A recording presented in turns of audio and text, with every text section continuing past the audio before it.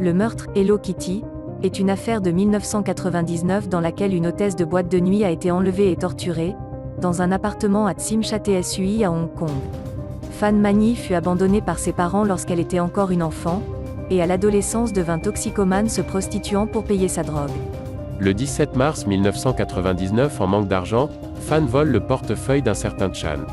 Chan, en compensation, lui demande davantage d'argent. Celui-ci étant dealer et proxénète, il la força à travailler de force en tant que prostituée pour son compte.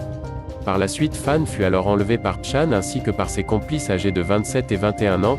Elle sera finalement torturée et brutalisée dans des conditions féroces par la bande issue d'un gang de triade, et dont notamment la petite amie de Chan, alors âgée de 13 ans. Pour vous donner une idée, Fan fut alors battue, dut manger des excréments, boire de l'urine et du plastique sera fondu sur sa peau. Elle fut même suspendue au plafond et battue avec des tuyaux jusqu'à ce que ses os se brisent. Même la petite amie de Chan versait de l'huile pimentée dans ses plaies et sur ses yeux, une scène d'horreur que personne ne voudrait subir. Après un mois d'emprisonnement et de torture, Fan a été tuée, ou est décédée à la suite de ses blessures, et démembrée. Ses ravisseurs ont fait bouillir la tête de la jeune fille dans une marmite d'eau chaude pour que celle-ci se réduise à un simple crâne sans identité. Ils ont ensuite placé son crâne à l'intérieur d'une poupée sirène Hello Kitty et ont jeté le reste de son corps.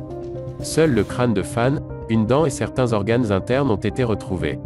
Lors du procès, les 3 hommes ont été reconnus coupables d'homicide involontaire, car le jury estime qu'il n'y a pas assez de preuves pour montrer que Fan avait été assassinée ou si elle aurait pu être décédée suite d'une overdose.